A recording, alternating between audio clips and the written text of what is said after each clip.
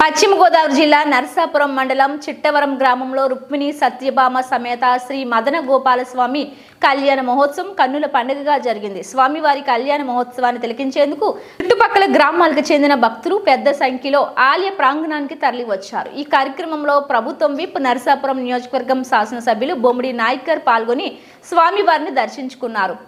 పైడికొండల వెంకట గోపాలకృష్ణ విజయలక్ష్మి దంపతులు పీటల మీద కూర్చొని స్వామివారి కళ్యాణాన్ని ఘనంగా నిర్వహించారు. వేద పండితులు పెద్దింట్ల గోపాలకృష్ణమాచార్యులు ఆధ్వర్యంలో పూజా కార్యక్రమాలు నిర్వహించారు. ధర్మకర్త శ్రీనివాస్ మాట్లాడుతూ ప్రతి సంవత్సరం మార్గశిర మాసం నందు రుక్మిణి సత్యభామ సమేత మదన గోపాలస్వామి కళ్యాణం జరుగుతుందని, ఈ కళ్యాణం చేయడం వల్ల గ్రామంలో సుఖశాంతులతో ఆనందంగా సుభిక్షంగా ఉంటుందని తెలిపారు. ఈ కార్యక్రమంలో గ్రామ పెద్దలు నక్క శ్రీనివాస్, చల్లా భాస్కర్, గ్రంథి శ్రీనివాస్, విశ్వ వెంకటేష్, కోపల్లి చిన్న తాతయ్య తదితరులు పాల్గొన్నారు.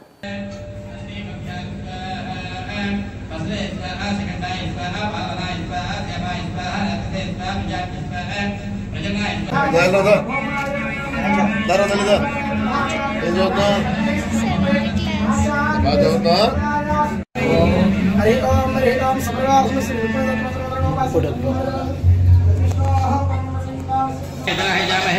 भूयामि जलक्रियाय सदा विश्वजिते प्रजापति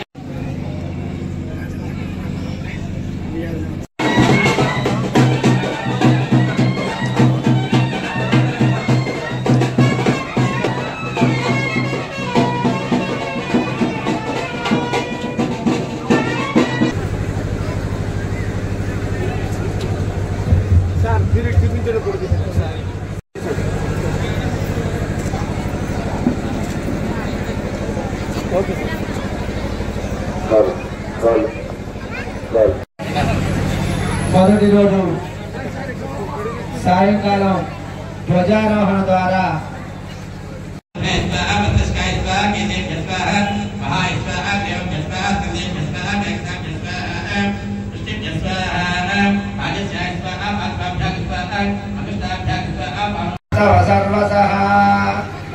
ప్రసాదాద్వయం వేద కరిష్యామో గృహంతమా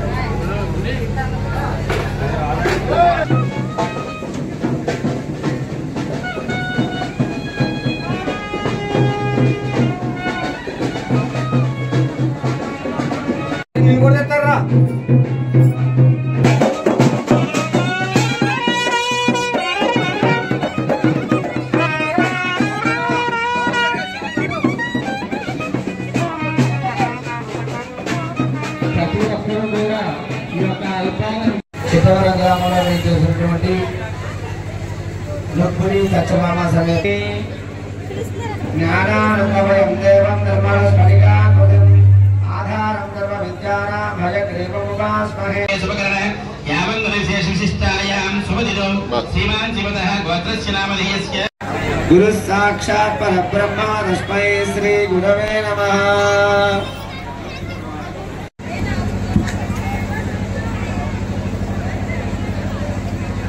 జానున్యస్తకరద్వయం శంఖచక్రధర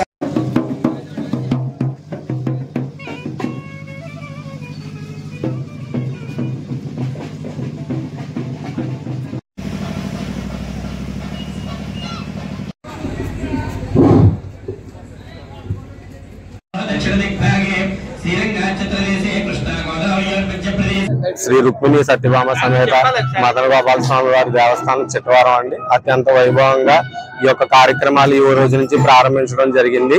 మేము గత 5 సంవత్సరాల నుంచి కూడా ఈ యొక్క కార్యక్రమాలు అంగరంగ వైభవంగా జరిపిస్తున్నాం. మాకు సహకరించినటువంటి ఈ గ్రామ ప్రజలకి, పెద్దలకి అందరికీ కూడా కృతజ్ఞతలు తెలియజేస్తున్నాం. ఈ యొక్క కార్యక్రమాలు ఊరి యొక్క బాగుండాలని, ఇక్కడ కళ్యాణంలో పాల్గొన్న ప్రతి ఒక్కరూ కూడా హ్యాపీనెస్ ఫీల్ అవ్వాలని చెప్పి ఈ యొక్క కార్యక్రమాన్ని నిర్వహించడం జరుగుతుంది. ఈ 5 రోజులు కూడా అత్యంత వైభవంగా జరుగుతాయి. ఈ రోజు స్టార్ట్ అయిన కార్యక్రమం ఆదివారంతో ముగియనున్నది.